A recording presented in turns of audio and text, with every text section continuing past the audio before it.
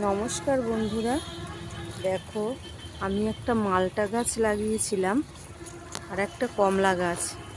ফুল এসছিল না, দেখো ফুল চলে এসছে, কত কত ফুল হয়েছে, খুব সুন্দর ফুল এসছে, গাছ ভরে ফুল এসছে। এত ভালো লাগছে, আজকে মনটা ভীষণ খুশি হয়ে গেল। এই দেখো,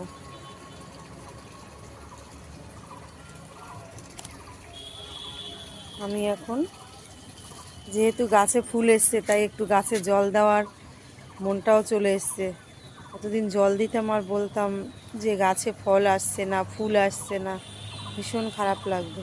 এখন ফাইনালি ফুল চলে এলো, এই যে দেখো।